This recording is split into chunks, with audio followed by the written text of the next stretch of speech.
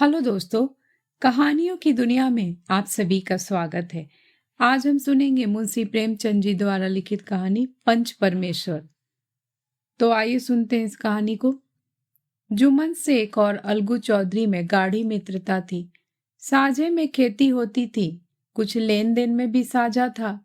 एक को दूसरे पर अटल विश्वास था। जुम्मन जब हज करने गए थे तब अपना घर अलगू को सौंप गए थे, और अलगू जब कभी बाहर जाते तो जुम्मन पर अपना घर छोड़ देते थे। उनमें न खाना पीने का व्यवहार था, न धर्म का, केवल विचार मिलते थे। मित्रता का मूल मंत्र भी यही है। इस मित्रता का जन्म उसी समय हुआ जब दोनों मित्र बालक ही थे, और जुम्मन के पूज्य पिता जुमराती उन्हें शिक्षा प्रदान करते थे। अलगू ने गुरुजी की बहुत सेवा की थी, खूब प्याले धोए। उनका हुक्का एक क्षण के लिए भी विश्राम न लेने पाता था, क्योंकि प्रत्येक चिलम अलगू को आधे घंटे तक किताबों से अलग कर देती थी। अलगू के पिता पुराने विचारों के मनुष्य थे। उन्हें शिक्षा की अपेक्षा गुरु की सेवा शुश्रूषा पर अधिक विश्वास था। वह कहते थे कि विद्या पढ़ने से नहीं आती, जो कुछ होता है गुरु के आशीर्वाद से। बस गुरु जी की कृपा दृष्टि चाहिए। अतएव यदि अलगू पर जुमराती से के आशीर्वाद अथवा सत्संग का कुछ फल न हुआ तो यह मानकर संतोष कर लेना कि विद्योपार्जन में मैंने यथाशक्ति कोई बात उठा नहीं रखी। विद्या उसके भाग ही में न थी तो कैसे आती।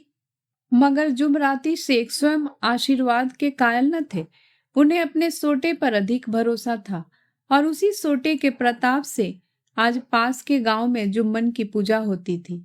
उनके लिखे हुए रेहन नामे या बैनामे पर कचहरी का मुहर्रीर भी कदम न उठा सकता था। हल्के का डाकिया, कांस्टेबल और तहसील का चपरासी सब उनकी कृपा की आकांक्षा रखते थे। अतएव अलगू का मान उनके धन के कारण था, तो जुम्मन शेख अपनी अनमोल विद्या से ही सबके आदर पात्र बने थे। जुम्मन शेख की एक बूढ़ी खाला थी। उसके पास कुछ थोड़ी सी मिल्कियत थी, परंतु उसके निकट संबंधियों में कोई न था। जुम्मन ने लंबे चौड़े वादे करके वह मिल्कियत अपने नाम लिखवा ली थी। जब तक दान पत्र की रजिस्ट्री न हुई थी तब तक खाला जान का खूब आदर सत्कार किया गया। उन्हें खूब स्वादिष्ट पदार्थ खिलाए गए। हलवे पुलाव की बरसा सी की गई, पर रजिस्ट्री की मोहर ने इन खातिरदारियों पर भी मानो मोहर लगा दी। जुम्मन की पत्नी करीमन रोटियों के साथ कड़वी बातों के कुछ तेज तीखे सालन भी देने लगी। जुम्मन शेख भी नुठुर हो गए। अब बेचारी खाला जान को प्रायः नित्य ही ऐसी बातें सुननी पड़ती थी। बुढ़िया न जाने कब तक जिएगी। 2-3 बीघे उसर क्या दे दिया, मानो मोल ले लिया है। बघारी दाल के बिना रोटियां नहीं उतरती। जितना रुपया इसके पेट में झोंक चुके, उतने से तो अब तक गांव मोल ले लेते। कुछ दिन खाला जान ने सुना और सहा, पर जब न सहा गया तब जुम्मन से शिकायत की। जुम्मन ने स्थानीय कर्मचारी गृह स्वामी के प्रबंध देना उचित न समझा। कुछ दिन तक यूं ही रो धोकर काम चलता रहा। अंत में एक दिन खाला ने जुम्मन से कहा, बेटा, तुम्हारे साथ मेरा निर्वाह न होगा। तुम मुझे रुपए दे दिया करो, मैं अपना पका खा लूंगी। जुम्मन ने धृष्टता के साथ उत्तर दिया, रुपये क्या यहाँ फलते हैं? खाला ने नम्रता से कहा, मुझे कुछ रूखा सूखा चाहिए भी कि नहीं? जुम्मन ने गंभीर स्वर से जवाब दिया, तो कोई यह थोड़े ही समझा था कि तुम मौत से लड़कर आई हो। खाला बिगड़ गई। उन्होंने पंचायत करने की धमकी दी। जुम्मन हंसे। जिस तरह कोई शिकारी हिरन को जाली की तरफ जाते देखकर मन ही मन हंसता है, वह बोले, हाँ जरूर पंचायत करो, फैसला हो जाए। मुझे भी यह रात दिन की खटखट पसंद नहीं। पंचायत में किसकी जीत होगी? इस विषय में जुम्मन को कुछ भी संदेह न था। आसपास के गांव में ऐसा कौन था उसके अनुग्रहों का ऋणी न हो? ऐसा कौन था जो उसको शत्रु बनाने का साहस कर सके? किसमें इतना बल था जो उसका सामना कर सके? आसमान के फरिश्ते तो पंचायत करने आवेंगे ही नहीं। इसके बाद कई दिन तक बूढ़ी खाला हाथ में एक लकड़ी लिए आसपास के गांव में दौड़ती रही। कमर झुककर कमान हो गई थी। एक एक पग चलना दुभर था, मगर बात आ पड़ी थी। उसका निर्णय करना जरूरी था। बिरला ही कोई भला आदमी होगा जिसके सामने बुढ़िया ने दुख के आंसू न बहाए हो। किसी ने तो यूं ही ऊपरी मन से हूं हां करके टाल दिया और किसी ने इस अन्याय पर जमाने को गालियां दी। कहा, कब्र में पांव अटके हुए हैं, आज मरे कल दूसरा दिन, पर हवस नहीं जाती। अब तुम्हें क्या चाहिए? रोटी खाओ और अल्लाह का नाम लो। तुम्हें अब खेती बाड़ी से क्या काम है? कुछ ऐसे सज्जन भी थे जिन्हें हास्य रस के रसास्वादन का अच्छा अवसर मिला। झुकी हुई कमर, पोपला मुंह, सनके से बाल, इतनी सामग्री एकत्र हो तब हंसी क्यों ना आवे? ऐसे न्याय प्रिय, दयालु, दीन वत्सल पुरुष बहुत कम थे जिन्होंने इस अबला के दुखरे को गौर से सुना हो और उसको सांत्वना दी हो। चारों ओर से घूम घाम कर बेचारी अलगू चौधरी के पास आई, लाठी पटक दी और दम लेकर बोली, बेटा तुम भी दम भर के लिए मेरी पंचायत में चले आना। अलगू, मुझे बुलाकर क्या करोगी? कई गांव के आदमी तो आवेंगे ही। खाला, अपनी विपत तो सबके आगे रो आई, अब आने ना आने का अख्तियार उनको है। अलगू, यूं आने को आ जाऊंगा मगर पंचायत में मुंह न खोलूंगा। खाला, क्यों बेटा? अलगू, अब इसका क्या जवाब दूं? अपनी खुशी? जुम्मन मेरा पुराना मित्र है, उससे बिगाड़ नहीं कर सकता। खाला, बेटा क्या बिगाड़ के डर से ईमान की बात ना कहोगे? हमारे सोए हुए धर्म ज्ञान की सारी संपत्ति लुट जाए तो उसे खबर नहीं होता, परंतु ललकार सुनकर वह सचेत हो जाता है, फिर उसे कोई जीत नहीं सकता। अलगू इस सवाल का कोई उत्तर न दे सका, पर उसके हृदय में यह शब्द गूंज रहे थे, क्या बिगाड़ के डर से ईमान की बात न कहोगे? संध्या समय एक पेड़ के नीचे पंचायत बैठी। शेख जुम्मन ने पहले से ही फर्श बिछा रखा था। उन्होंने पान, इलायची, हुक्के, तंबाकू आदि का प्रबंध भी किया था। हाँ, वह स्वयं अलबत्ता अलगू चौधरी के साथ जरा दूर पर बैठे जब पंचायत में कोई आ जाता था तब दबे हुए सलाम से उसका स्वागत करते थे। जब सूर्य अस्त हो गया और चिड़ियों की कलरव युक्त पंचायत पैरों पर बैठी, तब यहाँ भी पंचायत शुरू हुई। फर्श की एक एक अंगुल जमीन भर गई, पर अधिकांश दर्शक ही थे। निमंत्रित महाशयों में से केवल वे ही लोग पधारे थे जिन्हें जुम्मन से अपनी कुछ कसर निकालनी थी। एक कोने में आग सुलग रही थी, नाई ताबड़तोड़ चिल्लम भर रहा था। यह निर्णय करना असंभव था कि सुलगते हुए उपलों से अधिक धुआं निकलता है या चिलम के दमों से। लड़के इधर उधर दौड़ रहे थे, कोई आपस में गाली गलौज करते और कोई रोते थे। चारों तरफ कोलाहल मच रहा था। गांव के कुत्ते इस जमाव को भोज समझकर झुंड के झुंड जमा हो गए थे। पंच लोग बैठ गए तो बूढ़ी खाला ने उनसे विनती की, पंचो, आज 3 साल हुए मैंने अपनी सारी जायदाद अपने भांजे जुम्मन के नाम लिख दी थी। इसे आप लोग जानते ही होंगे। जुम्मन ने मुझे ताहयात रोटी कपड़ा देना कबूल किया। साल भर में तो मैंने इसके साथ रो धर कर काटा, पर अब रात दिन का रोना नहीं सहा जाता। मुझे न पेट की रोटी मिलती है न तन का कपड़ा। बेकस बेवा हूं, कचहरी दरबार नहीं कर सकती। तुम्हारे सिवा और किसको अपना दुख सुनाऊं? तुम लोग जो राह निकाल दो उसी राह चल पड़ूं। अगर मुझ में कोई ऐब देखो तो मेरे मुंह पर थप्पड़ मारो, जुम्मन में बुराई देखो तो उसे समझाओ। क्यों एक बेकस की आह लेता है? मैं पंचों का हुक्म सिर माथे पर चढ़ाऊंगी। रामधन मिश्र, जिनके कई आसामियों को जुम्मन ने अपने गांव में बसा लिया था, बोले, जुम्मन मियाँ किसे पंच बदते हो? अभी से इसका निपटारा कर लो, फिर जो कुछ पंच कहेंगे वही मानना पड़ेगा। जुम्मन को इस समय सदस्यों में विशेष कर वे ही लोग दिख पड़े जिनसे किसी न किसी कारण उनका वैमनस्य था। जुम्मन बोले, पंचों का हुक्म अल्लाह का हुक्म है, खाला जान जिसे चाहे उसे बदे, मुझे कोई उज्र नहीं। खाला ने चिल्लाकर कहा, अरे अल्लाह के बंदे, पंचों का नाम क्यों नहीं बता देते? कुछ मुझे भी तो मालूम हो। जुम्मन ने क्रोध से कहा, इस वक्त मेरा मुंह न खुलवाओ, तुम्हारी बन परी जिसे चाहे पंच बदो। खाला जान जुम्मन के आपेक्ष को समझ गई। वह बोली, बेटा खुदा से डरो, पंच न किसी के दोस्त होते हैं न किसी के दुश्मन। कैसी बात करते हो? और तुम्हारा किसी पर विश्वास न हो तो जाने दो, अलगू चौधरी को तो मानते हो। लो, मैं उन्हीं को सरपंच बदती हूँ। जुम्मन शेख आनंद से फूल उठे, परंतु भावों को छिपा कर बोले, अलगू ही सही, मेरे लिए जैसे रामधन वैसे अलगू। अलगू इस झमेले में फंसना नहीं चाहते थे। वे कन्नी काटने लगे, बोले, खाला तुम जानती हो कि मेरे जुम्मन से गाढ़ी दोस्ती है।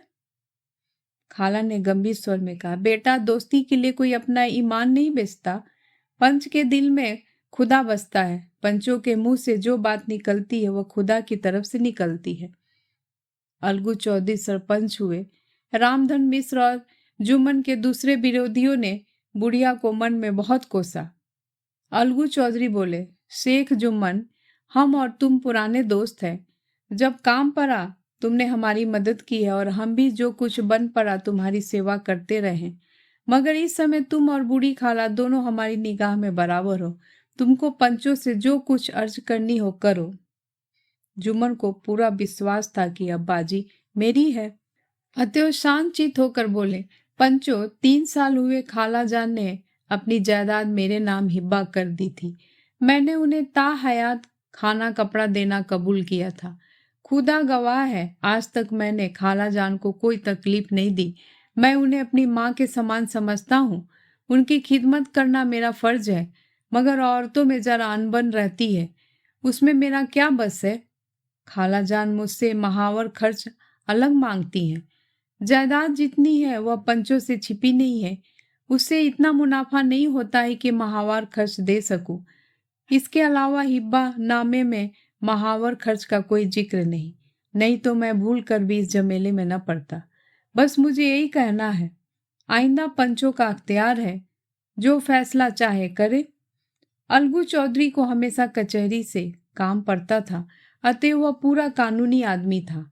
उसने जुम्मन से जीरा शुरू की। एक एक प्रश्न जुम्मन के हृदय पर हथौड़े की चोट की तरह पड़ता था। रामधन मिश्र इन प्रश्न पर मुग्ध होते जाते थे। जुम्मन चकित थे कि अलगू को क्या हो गया। अभी यह अलगू मेरे साथ बैठी हुई कैसी कैसी बातें कर रहा था, इतनी ही देर में ऐसी काया पलट कैसे हो गई। मेरी जड़ खोदने पर तुला हुआ है, न मालूम कब की कसर यह निकाल रहा है। क्या इतने दिनों की दोस्ती कुछ भी काम ना आवेगी? जुम्मन शेख तो इसी संकल्प विकल्प में पड़े हुए थे। कितने में अलगू ने फैसला सुनाया, जुम्मन शेख, पंचों ने इस मामले पर विचार किया। उन्हें यह नीति संगत मालूम होती है कि खाला जान को माहवार खर्च दिया जाए। हमारा विचार है कि खाला की जायदाद से इतना मुनाफा अवश्य होता है कि माहवार खर्च दिया जा सके। बस यही हमारा फैसला है। अगर जुम्मन को खर्च देना मंजूर न हो तो हिब्बानामा रद्द समझा जाए। यह फैसला सुनते ही जुम्मन सन्नाटे में आ गए। जो अपना मित्र हो वह शत्रु का व्यवहार करे और गले पर छुरी फेरे, इसे समय के हेर फेर के सिवा और क्या कहें। जिस पर पूरा भरोसा था उसने समय पड़ने पर धोखा दिया। ऐसे ही अवसरों पर झूठे सच्चे मित्रों की परीक्षा की जाती है।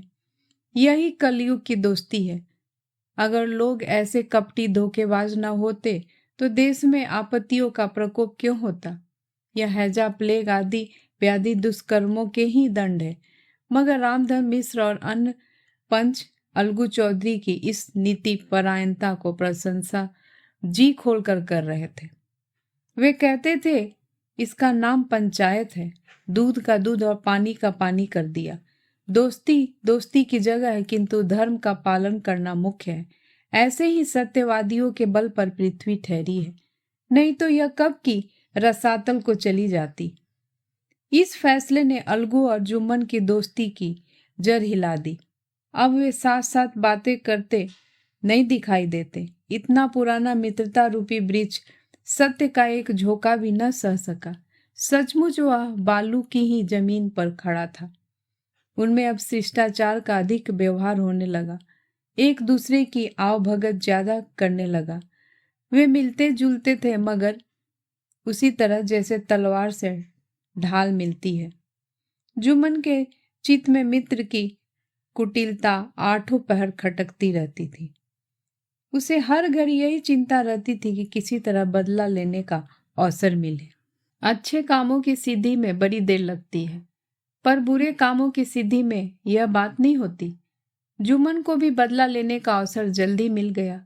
पिछले साल अलगू चौधरी बटेसर से बैलों की एक बहुत अच्छी गोई मोल लाए थे। बैल पछाही जाति के सुंदर बड़े बड़े सींग वाले थे। महीनों तक आसपास के गांवों के लोग दर्शन करने आते थे। दयोग से जुम्मन की पंचायत के 1 महीने के बाद इस जोड़ी का एक बैल मर गया। जुम्मन ने दोस्तों से कहा, यह दगाबाजी की सजा है। इंसान सब्र भले ही कर जाए, पर खुदा नेक बद सब देखता है। अलगू को संदेह हुआ कि जुम्मन ने बैल को विष दिला दिया है। चौधराइन ने भी जुम्मन पर ही इस दुर्घटना का दोषारोपण किया। उसने कहा, जुम्मन ने कुछ कर करा दिया है। चौधराइन और करीमन में इस विषय पर एक दिन खूब ही वाद विवाद हुआ। दोनों देवियों ने शब्द बाहुमूल की नदी बहा दी। व्यंग, वतोक्ति, अनयोक्ति और उपमा आदि अलंकारों में बातें हुई। जुम्मन ने किसी तरह शांति स्थापित की। उन्होंने अपनी पत्नी को डांट डपट कर समझा दिया। वह उसे उस रणभूमि से हटा भी ले आए। उधर अलगू चौधरी ने समझाने बुझाने का काम अपने तर्कपूर्ण सोटे से लिया। अब अकेला बैल किस काम का? उसका जोर बहुत ढूंढा गया पर न मिला। निदान यह सलाह ठहरी कि उसे बेच डालना चाहिए। गांव में एक समझू साहू थे। वह इक्का गाड़ी हाँकते थे। गांव के गुड़ घी लाद कर मंडी ले जाते। मंडी से तेल नमक भर लाते और गांव में बेचते। इस बैल पर उनका मैल लहराया। उन्होंने सोचा, यह बैल हाथ लगे तो दिन भर में बेखटके 3 खेप हो। आजकल तो एक ही खेप में लाले पड़े रहते हैं। बैल देखा, गाड़ी में दौड़ाया, बाल भैरू की पहचान कराई, मोल तोल किया और उसे लाकर द्वार पर बांध दी। 1 महीने में दाम चुकाने का वादा ठहरा। चौधरी को भी गरज थी ही घाटे की परवाह न की। समझू साहू ने नया बैल पाया तो लगे उसे रगेदने। वह दिन में 3-3 4-4 खेप करने लगे। न चारे की फिक्र थी न पानी की, बस खेपों से काम था। मंडी ले गए, वहां कुछ सूखा भूसा सामने डाल दिया। बेचारा जानवर अभी 10 भी दम भी न ले पाया था कि फिर जोत दिया। अलगू चौधरी के घर था तो चैन की बंसी बजती थी। बैलराम छठे छमाहे कभी बहली में जोते जाते थे। खूब उछलते कूदते और कोसों तक दौड़ते चले जाते थे। वहां बैलराम का रातिब था। साफ पानी, दली हुई अरहर की दाल और भूसे के साथ खली, और यही नहीं, कभी कभी घी का स्वाद भी चखने को मिल जाता था। शाम सवेरे एक आदमी खरहरे करता, पोछता और सहलाता था। कहाँ वह सुख चैन, कहाँ यह 8 पहर कही खपत। महीने भर में ही वह पिस सा गया। इक्के का यह जुआ देखते ही उसका लहू सूख जाता था। एक एक पग चलना दुभर था, हड्डियां निकल आई थी, पर था वह पानीदार। मार की बर्दाश्त न थी। एक दिन चौथी खेप में साहू जी ने दुना बोझ लादा। दिन भर का थका जानवर पैर न उठते थे, पर साहू जी कोरे फटकारने लगे। बस फिर क्या था, बैल कलेजा तोड़कर चला। कुछ दूर दौड़ा, चाहा कि जरा दम ले लूं, पर साहू जी को जल्द पहुंचने की फिक्र थी। अतः उन्होंने कई कोरे बड़ी निर्दयता से फटकारे। बैल ने एक बार फिर जोर लगाया, पर अब की बार शक्ति ने जवाब दे दिया। वह धरती पर गिर पड़ा और ऐसा गिरा कि फिर न उठा। साहू जी ने बहुत पीटा, टांग पकड़कर खींचा, नथनों में लकड़ी ठूस दी, पर कहीं मृतक भी उठ सकता है। तब साहू जी को कुछ शक हुआ। उन्होंने बैल को गौर से देखा, खोलकर अलग किया और सोचने लगे कि गाड़ी कैसे घर पहुंचे। बहुत चीखे चिल्लाए, पर देहात का रास्ता बच्चों की आंख की तरह सांझ होते ही बंद हो जाता है। कोई नजर न आया, आसपास कोई गांव भी न था। मारे क्रोध के उन्होंने मरे हुए बैल पर और दुर्रे लगाए और कोसने लगे, अभागे, तुझे मरना ही था तो घर पहुंचकर मरता, ससुरा बीच रास्ते में ही मर गया, अब गाड़ी कौन खींचे। इस तरह साहू जी खूब जले भुने कई बोरे गुड़ और कई पीपे घी उन्होंने बेचे थे। 200-250 रुपये कमर में बंधे थे, इसके सिवा गाड़ी पर कई बोरे नमक थे, अतएव छोड़कर जा भी न सकते थे। लाचार बेचारे गाड़ी पर ही लेट गए। वहीं रत जगह करने की ठान ली, चिलम पी, गाया, फिर हुक्का पिया। इस तरह साह जी आधी रात तक नींद को बहलाते रहे। अपनी जान में तो वह जागते ही रहे, पर पैर फटने से ही नींद टूटी और कमर पर हाथ रखा तो थैली गायब। घबरा कर इधर उधर देखा तो कई कनस्तर तेल भी नदारत। अफसोस में बेचारे ने सिर पीट लिया और पछाड़ खाने लगा। प्रातःकाल रोते बिलखते घर पहुंचे सहुआइन ने जब यह बुरी सुनवाई सुनी तब पहले तो रोई, फिर अलगू चौधरी को गालियां देने लगी। निगोरे ने ऐसी कुलचनी बैल दिया कि जन्म भर की कमाई लूट गई। इस घटना को हुए कई महीने बीत गए। अलगू अपने बैल के दाम मांगते हुए साहू और सहुआइन दोनों ही झल्लाए हुए कुत्ते की तरह चढ़ बैठते और अंड संड बकने लगते। वाह, यहाँ तो सारे जन्म की कमाई लूट गई, सत्यानाश हो गया, इन्हें दामों की पड़ी है। मुर्दा बैल दिया था, उस पर दाम मांगने चले हैं। आंखों में धूल झोंक दी, सत्यानाशी बैल गले बांध दी। हमें नीरा पोंगा ही समझ लिया है। हम भी बनिए के बच्चे हैं, ऐसे बुद्धू कहीं और होंगे। पहले जाकर किसी गड़े में मुंह धो आओ, तब दाम लेना। ना जी मानता हो तो हमारा बैल खोल ले जाओ, महीना भर के बदले 2 महीना जोत लो, और क्या लोगे। चौधरी के अशुभ चिंतकों की कमी न थी। ऐसे अवसरों पर वे भी एकत्र हो जाते और साहू जी के बराने की पुष्टि करते, परंतु 150 रुपये से इस तरह हाथ धो लेना आसान न था। एक बार वह भी गर्म पड़े, साहू जी बिगड़ कर लाठी ढूंढने घर चले। अब सहुआइन ने मैदान लिया, प्रश्नोत्तर होते होते हाथापाई की नौबत आ गई। सहुआइन ने घर में घुसकर किवाड़ बंद कर लिए। शोरगुल सुनकर गांव के भले मानस घर से निकले। वह परामर्श देने लगे कि इस तरह से काम न चलेगा, पंचायत कर लो, कुछ तय हो जाए, उसे स्वीकार कर लो। साहू जी राजी हो गए, अलगू ने भी हामी भर दी। पंचायत की तैयारियां होने लगी, दोनों पक्षों ने अपने अपने दल बनाने शुरू किए। इसके बाद तीसरे दिन उसी वृक्ष के नीचे पंचायत बैठी। वही संध्या का समय था, खेतों में कौवे पंचायत कर रहे थे। विवादग्रस्त विषय था यह कि मटर की फलियों पर उनका कोई स्वतंत्र है या नहीं, और जब तक यह प्रश्न हल न हो जाए तब तक वे रखवाले की पुकार पर अपनी अप्रसन्नता प्रकट करना आवश्यक समझते थे।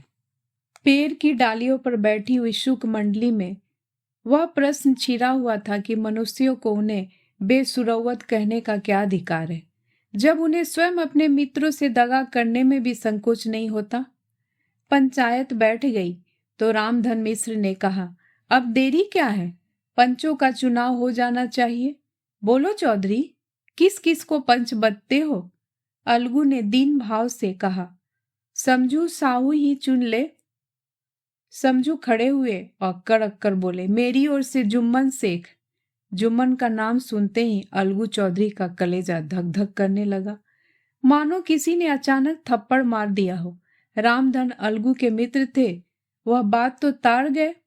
पूछा, क्यों चौधरी, तुम्हें कोई उज्र तो नहीं। चौधरी ने निराश होकर कहा, नहीं, मुझे क्या उज्र होगा। अपने उत्तरदायित्व का ज्ञान बहुधा हमारे संकुचित व्यवहारों का सुधारक होता है। जब हम राह भूल कर भटकने लगते हैं तब यही ज्ञान हमारा विश्वसनीय पथ प्रदर्शक बन जाता है।